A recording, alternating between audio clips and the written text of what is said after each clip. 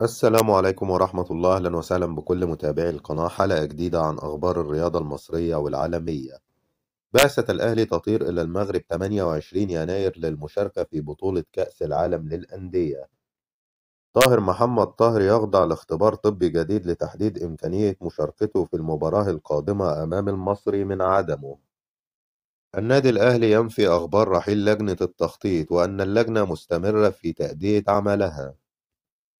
كريستو في قائمة مباراة المصري الخميس القادم وسيرتدي القميص رقم 32.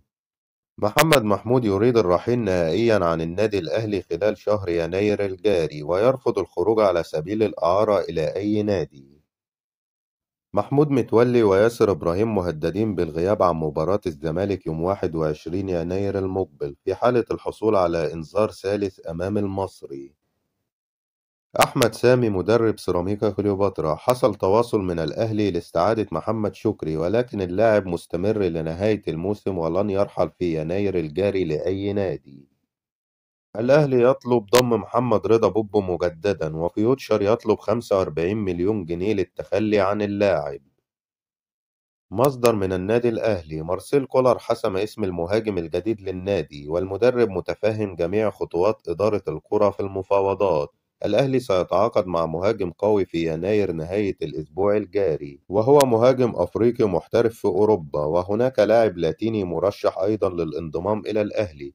وتم الاجتماع مع مارسيل كولر وتم حسم اسمه، وهناك مفاوضات قوية بالفعل بدأت لإنهاء الصفقة، ولا صحة لمفاوضات مع أي مهاجم أجنبي في الدوري المصري.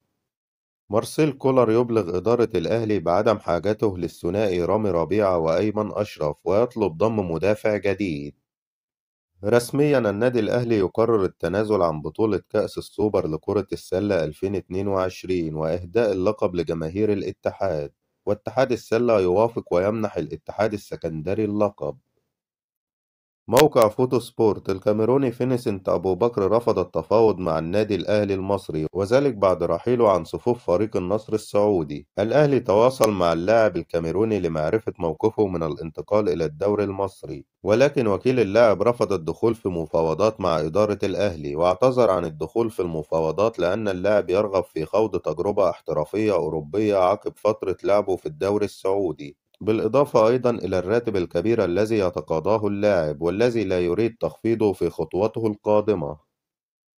البنك الأهلي يطلب استعارة الثنائي أيمن أشرف وكريم الدبيس، وينتظر رد مسؤولي الأهلي خلال الساعات القادمة.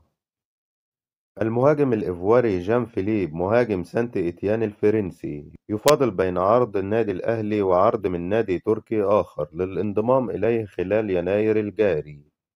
أحمد شوبير: الأهلي كان يفاوض مهاجم لاتيني للتعاقد معه، لكن بسبب سعره المرتفع اتجه للتفاوض مع مهاجم أفريقي صغير السن، وبعد يومين أو 3 أيام سيتم حسم الصفقة. هاني حتحوت: مارسيل كولر لديه حالة استياء شديدة من تراجع مستوى المهاجمين في الأهلي، وخاصة محمد شريف على وجه التحديد، وطلب إدارة النادي الأهلي بسرعة حسم صفقة المهاجم في الانتقالات الحالية. رسميا بابا فاسيليو يرحل عن تدريب غزل المحلة. اللجنة الدولية لمكافحة المنشطات تطلب من نظيرتها المصرية سحب عينات من أحمد فتوح وعبد الله جمعة في أسرع وقت.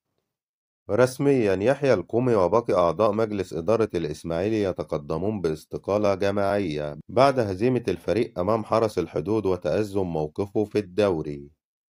الإسماعيلي يقرر إيقاف باسم مرسي وعرضه للبيع بعد مشادة مع الجماهير. بعد رحيل إدارة الإسماعيلي، ميدو: مستمر مع الفريق ولم أتقدم باستقالتي، ويجب على الجماهير التكاتف خلف ناديهم، والنتائج ستتحسن خلال الفترة القادمة. أحمد فتوح وعبد الله جمعة يواصلون الانقطاع عن مران الزمالك، ما يؤكد غيابهم عن مباراة الاتحاد السكندري القادمة. تقارير ألمانية تؤكد استهداف نادي بروسيا دورتموند الألماني التعاقد مع اللاعب عمر مرموش. انتهت أخبارنا. لو لسه ما اشتركتش في القناة اشترك وفعل زرار الجرس علشان يوصلك كل أخبارنا الجديدة. ادعم الفيديو بلايك، والسلام عليكم.